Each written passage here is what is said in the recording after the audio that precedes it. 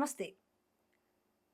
చిలుకూరు బాలాజీ టెంపుల్‌లో ఉన్న ప్రధాన అర్చకులైన రంగరాజన్ మీద దాడి. నిజంగా చెప్పాలంటే 2 రాష్ట్రాలు కూడా ఒక విధంగా ఉలిక్కిపడ్డాయి. అంటే ఎవరో వచ్చి చేయడం వేరు. కానీ రామరాజ్యం పేరుతో వచ్చి ఈ దాడి ఏందనేసి. ఇందులో ఇంకా విచిత్రమైన అంశం ఏందనంటే ఇది ప్రభుత్వానికి తెలియకపోవడము, స్వయంగా ముఖ్యమంత్రి ఫోన్ చేసి, "అరే! దాడి చేస్తే నాకు చెప్పొద్దా?" అనేసి, లేదు అనంటే కాన్స్టిట్యున్సీ ఎమ్మెల్యేని, "ఏమయ్యా దాడి చేపించినావంట కదా!" అనేసి ఒక వెటకారమైన మాటలు. అసలు నిజంగా ఏం జరుగుతుంది? అంటే రామరాజ్య స్థాపన కోసము అంటే వీరంగం సృష్టించడమా? అసలు దీని వెనక ఏముంది? ఎవరి వీర రాఘవరెడ్డి? సో, ఈ విషయాలన్నీ కొంచెం డీప్ డిస్కస్ చేద్దాము. అంటే వీరరాఘవరెడ్డి తెలిసిన వ్యక్తి కావచ్చు, తన దగ్గరికి వెళ్ళినప్పుడు ఆయన పరిశీలించిన విషయాలు కావచ్చు, దీని వెనుక ఏముందనే విషయాలు మనతో ఉన్నారు. సో, సీతమ్మ బిడ్డ, నారసింహుడి బిడ్డ ఆయన రాఘవ శర్మ గారు మనతో ఉన్నారు. డిస్కస్ చేద్దాం. సార్ నమస్తే. శుభాశీస్సులమ్మా. మీ అందరికీ భగవదాశీర్వచనాలు తెలుపుతూ భగవత్ సేవకుడిగా ఈ కార్యక్రమాన్ని ప్రారంభిద్దాం. మీ అభిప్రాయం నాకు అర్థమైంది. ఫస్ట్ ఈ రంగరాజన్ గారి యొక్క విషయంలో ఒక మంచి ఈత బెత్తం ఒకటి దొరికితే ఆ టెంపుల్ చుట్టూత ఉండి వ్యాపారాలు కావిస్తున్నటువంటి వాళ్ళందరి వీపు సాపు చేయాలన్నది నాకు. ఎందుకలా? ఎందుకు అంటే అమ్మా, అది కారు టోలు అదేదో అంటారు కదా, అది లేకపోతే కారు కూడా లోపలికి కాదు, బండి కూడా లోపలికి కాదు అమ్మా. అటువంటిది ఇంతమంది కలిసి ఆ ప్రధాన అర్చక స్థానంలో ఉన్నటువంటి రంగరాజన్ గారి మీదకి వెళ్ళేంత వరకు వీళ్ళు ఏమన్నా ముద్దు నిద్రపోతున్నారా? వీళ్ళంతా నేను ఖచ్చితంగా అడుగుతా. అసలు చిలుకూరు బాలాజీ గురించి ఏం తెలుసు? ఎంతమందికి తెలుసు? 108 ప్రదక్షిణాలు చేయి వీసా వస్తుంది. ప్రదక్షిణాలు చేయని వాళ్ళకి వీసా రావట్లేదా? వస్తాయి. కానీ భగవంతుడి దగ్గర చాలా జాగ్రత్తగా ఉండాలి. నేను 35 సంవత్సరాల క్రితం చిక్కడపల్లి వెంకటేశ్వర స్వామి దేవస్థానం దగ్గర ఉన్నప్పుడు ప్రతి వారం 4 రోజుల పాటు చిలుకూరుకి నా చిన్న బండి మీద, హీరో బుక్ అనే బండి మీద వెళ్ళి ఆ గుడిలో గర్భాలయం శుభ్రం చేసి నా అంగవస్త్రంతో తుడిచి అలంకారం చేసి వచ్చేవాడిని. ఆ స్వామివారికి సంబంధించిన స్థలంలో పండిన కూరలు, అవి కూరగాయలు ఏవైతే ఉంటాయో అవి మాకు ఇచ్చేవాళ్ళు. అటువంటిది ఆ చిలుకూరు. అది రాను రాను సరే, కారణాలు ఏమైనా మనకు అనవసరం, ఒక ప్రాముఖ్యత కలిగిన దేవాలయంగా మారిపోయింది తెలుగు రాష్ట్రాల్లో. అంతేకాకుండా ఇతర రాష్ట్రాల నుంచి కూడా వచ్చి అక్కడ దర్శనం చేసుకొని ప్రదక్షిణలు చేసి సక్సెస్ అయిన వాళ్ళు ఉన్నారు అని చెప్పడం కూడా జరిగింది. ఇంత ప్రాముఖ్యత ఉన్న దేవాలయానికి రక్షణ ఎందుకు లేదు? ఎందుకు భద్రత తీసుకోలేదు? సరే, ఇది పక్కన పెడదాం. అక్కడ ఆ ఆలయం ఉండబట్టే కదా ఆ చుట్టుపక్కల వాళ్ళు షాపులైనా, హోటల్స్ అయినా, ఈ కొబ్బరికాయల కొట్లైనా, పూల కొట్లైనా వీళ్ళందరూ ఉంది. మరి వీళ్ళంతా ఏం చేస్తున్నారు? 20 మంది వచ్చి ఒక మనిషి మీద దాడి చేస్తుంటే మొద్దు నిద్రపోయారా?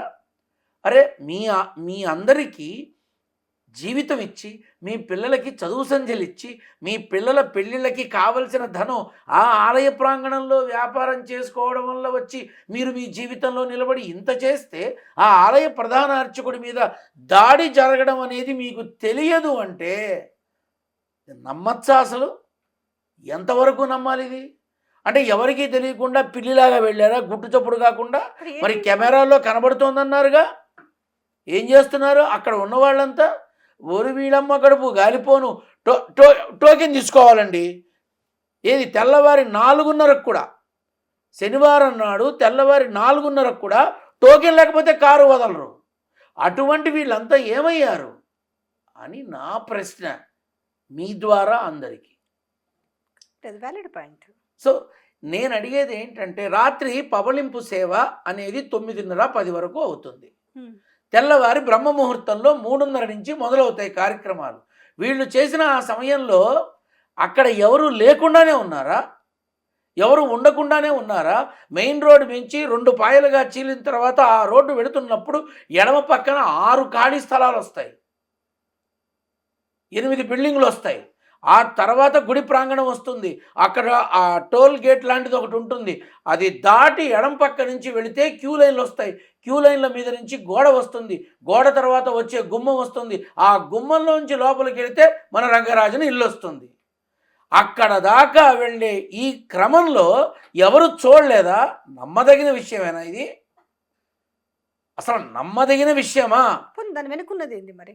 నమ్మదగిన విషయం కాకపోతే నేను అదే అడుగుతున్నానమ్మా. ఇప్పుడు రామరాజ్యం కదా, ఏమిటి వాడి పిండాకుడు రామరాజ్యం. త్రేతాయుగంలో ఉంది రామరాజ్యం. ఇది కలియుగం.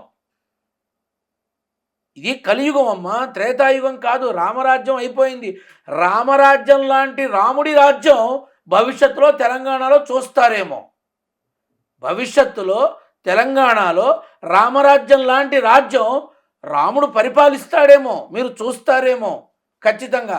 కానీ రామరాజ్యం మాత్రం త్రేతాయుగం నాటిది, ఇప్పుడుది కాదు.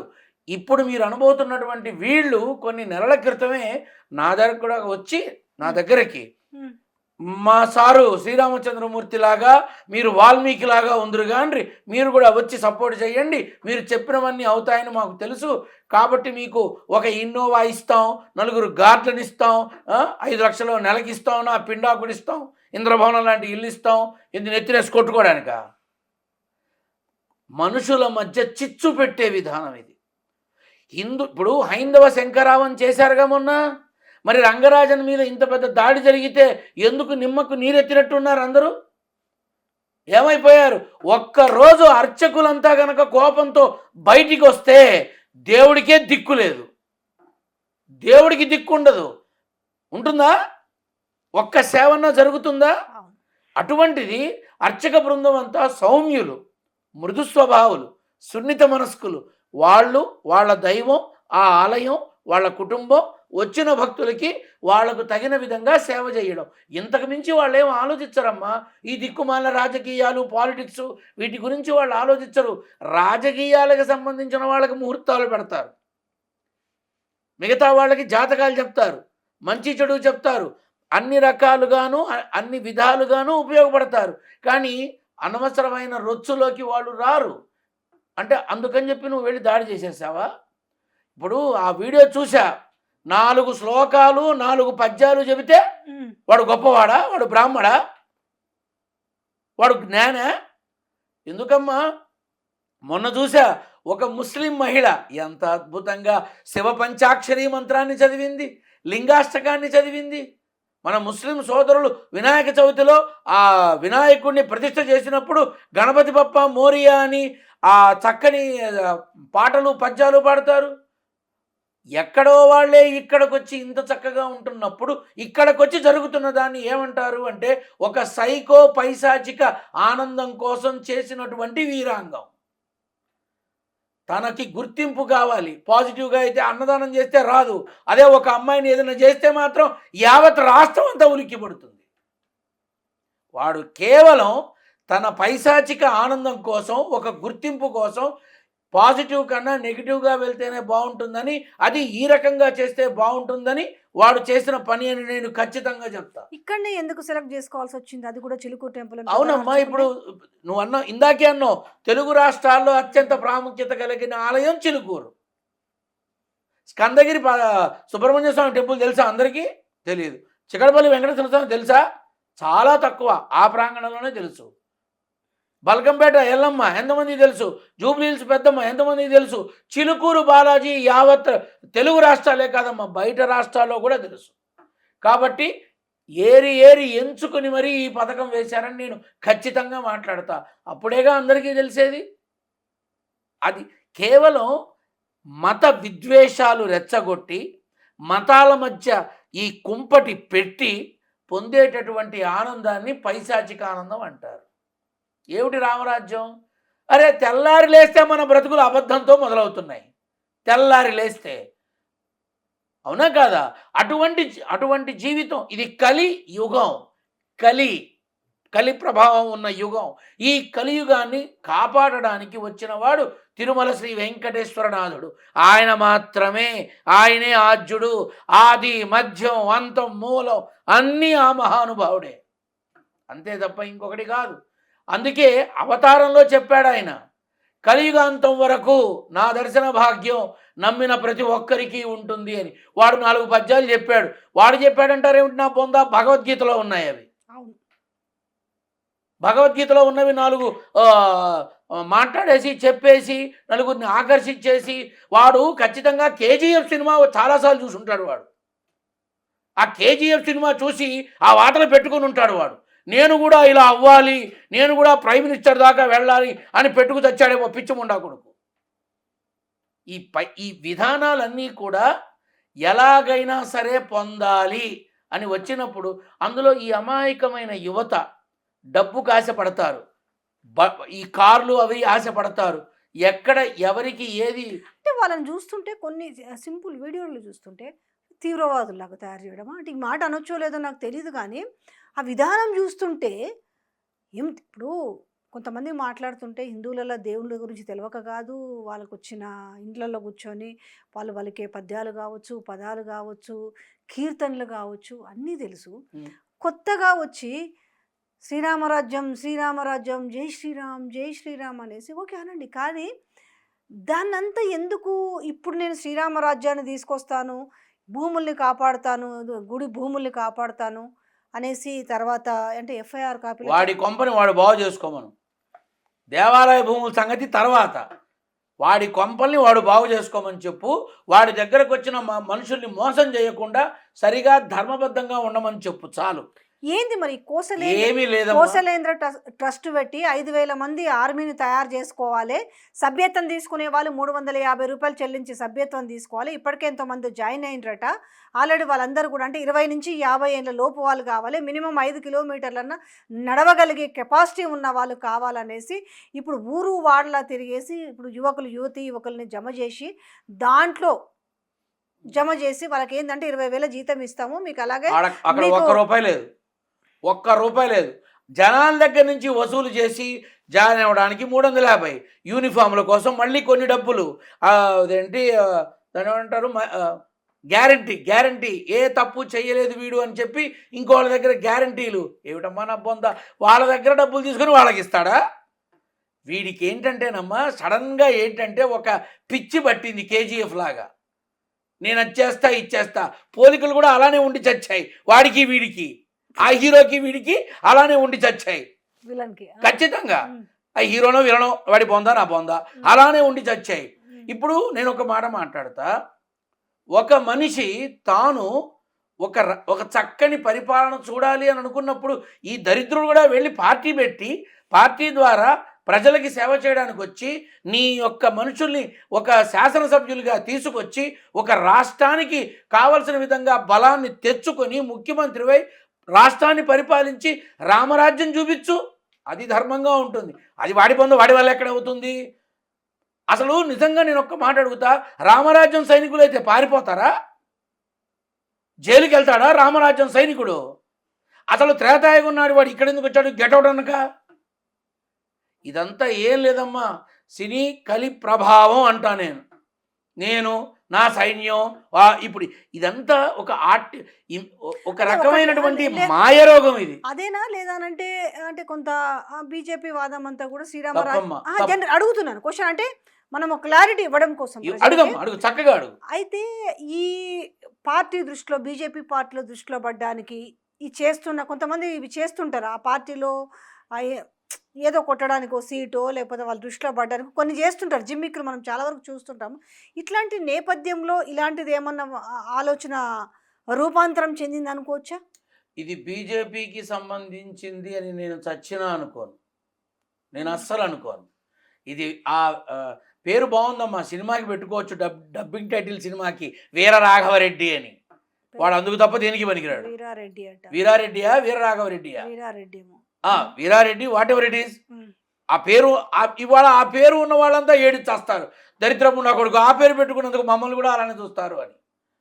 ఇది కేవలం వాడి పైశాచిక ఆనందం కోసం, తానుగా 10 మందికి తెలియడం కోసం, తాను చేస్తున్నటువంటి ఈ చర్యలన్నీ ప్రపంచానికి తెలియడం కోసం అందరూ నా వంక చూడాలి, ఏదో ఒకటి నెగిటివ్ అయినా సరే చేసేస్తే అప్పుడు మీడియా మొత్తం నా గురించే మాట్లాడుకుంటుంది అన్న భయంకర దుర్భేద్యమైనటువంటి విధానంలో ఉన్న మీడియాని ఇప్పుడు బయటకు తీసుకొచ్చి నన్ను అంటే చూడండి గోత్రాలు అంతే. అంటే యువతి యువకులు కూడా ఎక్కువ వస్తుంటారు కదా చిలుకూరుకి, అంటే వాళ్ళ గోత్రనామాలు తెలుసుకొని ఆ గోత్రాలలో అంటే డివైడ్ చేసి ఇక్ష్వాకులు ఉన్నాయి కదా. అమ్మ ఇక్ష్వాకులు ఈ పదం త్రేతాయుగం నాటికి సంబంధించింది. ఇప్పుడు ఎక్కడిది వచ్చింది? దేనికి అసలు? ఎవరు అసలు? అంటే అరే రామ్ కే బినా రంజాన్ నహి, అలీ కే బినా దివాళీ నహి. ఏడికెళ్ళి వచ్చినాయమ్మా ఇవన్నీ? ఎక్కడి నుంచి వచ్చాయమ్మా ఇవన్నీ? చెప్పు ఒక్క మాట. అరే తిరుమల వెంకన్న చేసుకున్నది నాంచారి. ఎవరు నాంచారం? ఎవరు? బీబీ నుంచి మరి ఇవి కేవలం అంతా కూడా మనుషుల వాళ్ళ స్వార్థం కోసం చేస్తున్నటువంటి విధానం అమ్మా. నా ఇంట్లో నా చెత్త ఎత్తేవాడి కులమేంటి? నా ఇంటికి వచ్చి పనిచేసే అమ్మాయి కులమేంటి? నా బాత్రూమ్ మురిగిపోయి నాశనం అయితే అది శుభ్రం చేసే ఆ పాకివాడి యొక్క కులమేంటి? నా నెత్తి బొచ్చు కొరిగేవాడి కులమేంటి? వీళ్ళెవరూ లేకపోతే నా జీవితం ఏంటి? ఒక్క క్షణం మనం ఆలోచించాలి. ఓకే, ఎవరి కులం వాళ్ళకి గౌరవప్రదం. ఎవరు వాళ్ళ కులాన్ని గౌరవించాలి, కించపరచకూడదు. నువ్వు నన్నైనా నేను నిన్నైనా మాట్లాడకూడదు. మనకు అర్హత లేదు. అరే సద్బ్రాహ్మణ వంశంలో పుట్టిన నా యొక్క స్నేహితుల ఇళ్ళకి వెళతాను, వాళ్ళు క్రిస్టియన్ అయినా ముస్లిం అయినా సరే. మా స్నేహానికి కులాలు అడ్డం కాదు. అలాగే దైవాన్ని పూజించడానికి కులాలతో ఏం పనమ్మా? ఏం పని? కానీ వీడు మాత్రం ఒక పైశాచికమైన ఆనందంతో ప్రభుత్వానికి సమాంతరంగా పెడతా, ఒక సైన్యాన్ని పెడతా. వాడు రోజు కేజీఎఫ్ సినిమా చూసుంటాడు, ఆ దరిద్రుడు రోజు చూసుంటాడు. అలా వాడు మోలు చేసేసుకొని వాడిలో వీడిని ఊహించేసుకొని వీడి వెనకాల ఇంకా అదృష్టం బాగుంది, వాడి గన్నులు దొరకలా, లేకపోతే ఇంకెంతమందిని చంపి వచ్చేవాడో వాడు. అసలు నా బాధ ఏంటంటే అసలు చక్కటి మంచి వ్యక్తిత్వం ఉన్న మనిషి రంగరాజన్ గారు, ఒక గౌరవప్రదమైన మనిషి, ఎవరితోనూ సంబంధం లేదు. ఇప్పుడు రంగరాజన్ గారు, అంతకుముందు సౌందరరాజన్ గారు, అంతకుముందు గోపాలకృష్ణన్ గారు. నీకు అనుమానం రావచ్చు, ఇవన్నీ నీకెట్టా తెలియచ్చు అని. నేను 35 ఏళ్ల క్రితం నుంచి వెళుతున్నా అక్కడికి, ఇవాళ కాదు. అందుకే ఒక మనిషి వెళితే ఎటువైపు నుంచి వెళ్ళే అవకాశం ఉందో కూడా చెప్పా. మీరు గీసుకోవాలేమో బ్లూ ప్రింట్లు. చిలుకూరు బ్లూ ప్రింట్ ఇక్కడుంది. వీళ్ళంతా వెళుతున్న సంగతి ఎవడు చూడకుండానే ఉన్నాడా? చూసిన వాడు ఒక్కసారి చెప్పొచ్చుగా. ఏమ్మా, కావాల్సుకొని టార్గెట్ చేసి ఏమన్నా చేయించుంటారా? అంటే ఒకటి మాత్రం నిజం, తెలియకుండా మాట్లాడకూడదు, తెలిస్తే చెప్పకుండా దాచకూడదు. ఈ చర్య ఏదైతే ఉందో చేశారు, వెంటనే వాడు ఒక్కడు దొరికాడు, మిగతా వాళ్ళు పారిపోయారు. మరి రామరాజ్యం సైనికులంతా ఏమైపోయారు? రామరాజ్యం సైనికులైతే రామరాజ్యం కోసం పోరాడితే పారిపోకూడదుగా. అరే మీరు ఇచ్చేసి మీరు పారిపోండిరా అని చెప్పారా? ఎవరన్నా చెప్పుంటారా? తెలియదు కదా. నువ్వు స్థాపించాల్సిందే, నువ్వు సపోర్ట్ చేయాల్సిందే అనేసి అంత ప్రెషర్ పెట్టి మాట్లాడుతున్న మాట. నేను ఒక మాట చెప్పనమ్మా, వాళ్ళు చేసినటువంటి ఆ పని ఏదైతే ఉందో తద్వారా దీనితో మనకి గుర్తింపు వస్తుంది. మనం ఇలా జైల్లోకి వెళ్ళినా వెంటనే బయలు తీసుకొని మనం బయటికి వస్తాం. మన రామరాజన్న పిండాకుడు చేస్తారు వీళ్ళు. అసలు న్యాయ వ్యవస్థ నిద్రపోతోందా? చట్ట వ్యవస్థ నిద్రపోతోందా?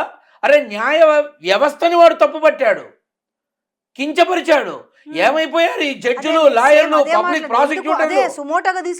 ఇమ్మీడియట్ గా యాక్షన్ ఎందుకు తీసుకోలేదు? కారణంగా ఎవడైనా నా దగ్గరికి రావాల్సిందే, నా కాళ్ళ దగ్గరికి రావాల్సిందే అనే నేపథ్యం ఏమైపోయారు? రాష్ట్ర ప్రభుత్వం ఏం చేస్తోంది? రాష్ట్ర ప్రభుత్వ యంత్రాంగం రాష్ట్ర ప్రభుత్వాన్ని, న్యాయ వ్యవస్థని, చట్ట వ్యవస్థని ఒరిదినమ్మ గడుపు బంగారంగాను. మొన్న మొబైల్ ఫోన్స్ పోతే రాచకొండ సిపి సుధీర్ బాబు గారు మొబైల్ ఫోన్స్ కూడా తెచ్చిచ్చారు అందరికీ. అటువంటి వ్యవస్థని తప్పుపడితే రాష్ట్ర ప్రభుత్వం ఏం చేస్తోంది? పరామర్శించడం కాదు కావాల్సింది, పైసలు కాదు కావాల్సింది, పవర్. ఆ పవర్ 1 సంవత్సరం క్రితం చూసుంటే సరిపోయేది. పవర్ కావాలి, ఏరిపారేయాలి అవతలకి. న్యాయ వ్యవస్థ, చట్ట వ్యవస్థ ఇద్దరూ పూనుకుంటే వాడు బ్రతికున్నంత వరకు వాడు సవాలు విసిరినట్టు చాలా ఒక విధంగా న్యాయ వ్యవస్థని ఎవడైతే అనే లెక్కంగా. మరి తప్పు కదమ్మా. రేపు ఇప్పుడు ఏదో జైలుకు పంపించారట, రేపు వాడు బయటకు వస్తే ఎవరి ముందు నుంచి ఉంటాడు? జడ్జి ముందే నుంచి ఉంటాడుగా. ఏ ముఖం పెట్టుకొని రేపు అడిగితే జడ్జి ముందే నుంచి ఉంటాడు కదా. ఈ న్యాయ వ్యవస్థని తప్పు పట్టి జడ్జిలైన నా కాళ్ళ కిందే అన్నప్పుడు అడ్వకేట్ జనరల్ దగ్గర మొదలుపెట్టి హైకోర్టు జడ్జి నుంచి పబ్లిక్ ప్రాసిక్యూటర్ వరకు క్రిమినల్ లాయర్సు అందరూ వాడి మీద కేసులు పెట్టాలి. మా ఊరికి వచ్చి మాకు జీవితం ఇచ్చిన రంగరాజన్ గారిని ఈ విధంగా బాధ పెట్టినందుకు చిలుకూరు ప్రజలంతా పెట్టాలి. పరామర్శలు కాదమ్మా. ఇంత గట్టిగా మాట్లాడుతారు. ఎవరన్నా ఈ విషయాలు మాట్లాడితేనే చాలా సున్నితమైన అంశాలు, ఏ అంశాలు? ఇలాంటి నేపథ్యంలో మీ పైన దాడి జరిగితే వేధవ పోడి ముండ ప్రాణం తుపుక్కుమంటే పోతుంది. ఎవడికమ్మా ప్రీతి ప్రాణం? నిజంగా అదే జరిగితే నా నాన్న నారసింహంలో కలిసిపోనా, నా నాన్న దగ్గరికి వెళ్ళిపోనా, పైన ఉన్న మా అమ్మకి సేవ చేసుకోనా చెప్పు? ఎవడి అమ్మ ఒక్కడి గుర్తుపెట్టుకో, ఆశలు, వ్యామోహాలు, ఇష్టాలు, కోరికలు, ఆనందాలు ఇవన్నీ కావాలి అనుకున్న వాడికి ప్రాణం మీద తీపి ఉంటుంది. ఏ క్షణంలో పోతామో తెలిసి చావట్లా. జిమ్ముకి వెళ్ళి చచ్చిపోయాడు ఒకడు, ఐస్ క్రీమ్ తింటూ చచ్చిపోయాడు ఒకడు, డ్యాన్స్ చేస్తూ చచ్చిపోయింది ఒకటి. ఏమాత్రం భరోసా లేని ప్రాణం అమ్మ. ఎవడికమ్మా తీపి? ఏం చేస్తారు? దాడి చేస్తారా? అసలు ఆ రామరాజ్యం అనే వాళ్ళంతా వస్తే వాళ్ళు శ్లోకాలు చెప్పారు కదా, నేను పదాలు మాట్లాడతా, సమాధానం చెప్పమను మీ సమక్షంలోనే. రాష్ట్ర ప్రభుత్వం దీనిని ఖచ్చితంగా కఠినంగా తీవ్రంగా వీళ్ళ మీద ఉక్కుపాదం మోపాలి. ఇవాళ చిలుకూరు చేశారు, వాళ్ళు 14 రోజులు రిమాండ్ వేశారట, వెళ్ళారు వచ్చారు, రేపు ఇంకో చోట చేస్తారు, తర్వాత ఇంకో చోట చేస్తారు. ఎక్కడ దీనికి అంతం? అది నేను అడుగుతున్నా, ఎక్కడ అంతం? అలాగే అర్చకులందరి మీద కూడా నాకు కోపం వచ్చింది. ఒరే మీ తాటి అర్చకుడికి ఇంత భయానకమైన ఇదైతే సంతానం కోసం ప్రసాదం ఇవ్వడానికి కిలోమీటర్ల పొడుగున చిలుకూరు నుంచి మొయినాబాదో మన్సూరాబాదో పేరు కూడా గుర్తుండి చావదు, అక్కడ దాకా ట్రాఫిక్ జామ్ అయ్యేంత పేరు తీసుకొచ్చిన రంగరాజన్కి ఇంత కష్టం వస్తే ఏమైపోయారా మీరంతా అని అడగాలనుంది. హైందవ శంకారావంలో స్టేజ్ మీద కూర్చొని మత పెద్దలు, గురువులు, స్వాములు, బాబాలు ఇంతమంది ఉన్నారు కదా, మీ అందరినీ తప్పుపట్టాడు కదా, మరి ఆ శంకారావం పూరించరే ఇక్కడ. నాకు కడుపు మండిపోతోంది రంగరాజన్ గారి మీద దాడి జరిగినందుకు. ఎందుకని? సాటి మనిషిగా నాకు తెలుసు ఆ మనిషి ఏమిటి, ఆ మనిషి యొక్క గొప్పతనం ఏమిటి. ఇక్కడ రాష్ట్ర ప్రభుత్వం తీవ్రంగా పరిగణించాలి, న్యాయ వ్యవస్థ తీవ్రంగా పరిగణించాలి, చట్ట వ్యవస్థ, పోలీసు యంత్రాంగం తీవ్రంగా పరిగణించాలి. అలాగే రామరాజ్యంలో సైనికులుగా పంపించిన ఆ సైనికుల యొక్క తల్లిదండ్రులందరూ ఇప్పుడన్నా బుద్ధి తెచ్చుకోవాలి. మీ పిల్లల్ని నాశనం చేసి ఒక భయంకరమైన ఉన్మాదాన్ని వాళ్ళ మనసులో నింపుతున్నటువంటి ఒక జడ పదార్థం తీసి పారేయాలి. రామరాజ్యం త్రేతాయుగం నాటిది. రామరాజ్యం లాంటి పరిపాలన నువ్వు చూపించు, ఆనందిస్తాం. ఇదేమిటి? ఇదేమన్నా KGF పార్ట్ 3యా? అరాజకమా? ఇదేమన్నా KGF పార్ట్ 3యా అమ్మా? చూస్తారులే, ఇంకో 2-3 ఏళ్ల తర్వాత రామరాజ్యం లాంటి పరిపాలన తెలంగాణలోనూ చూస్తారు, ఆంధ్రాలోనూ చూస్తారు, ఖచ్చితంగా చూస్తారు. అది ఎలాగైనా చూస్తారు. ఎవరైతే నాకెందుకు, రామరాజ్యం చూస్తారు ఖచ్చితంగా. రామరాజ్యం లాంటి రాష్ట్ర పరిపాలన, రామరాజ్యం లాంటి రాష్ట్ర పరిపాలన చూసి తీరుతారు. పేరుకు తగ్గ వన్య, పేరుకు తగ్గ బలం, పేరుకు తగ్గ యోగం, పేరుకు తగ్గ కీర్తి ప్రభావం అన్నీ చూస్తారు. ఇది సీతమ్మ కొడుకు చెప్తున్న మాట, ఏదో సరదాగా నోటికొచ్చిన మాట అన్నట్టు కాదమ్మా. ఖచ్చితంగా మాట్లాడుతున్నా. అర్చకులంతా ఏకతాటి మీద రావాలి. రంగరాజన్కి జరిగిన అవమానాన్ని ముక్త కంఠంతో ఏకీభవించాలి. హైందవ శంకారావం పూరించినటువంటి మత పెద్దలు, గురువులు, స్వాములు అందరూ కలిసి ఈ చర్యని తప్పక విరోధించాలి, ఖండించాలి. అది నా భావన, అదే నా మనోవేదన. ఇది నీకు తెలియబరుస్తున్నా.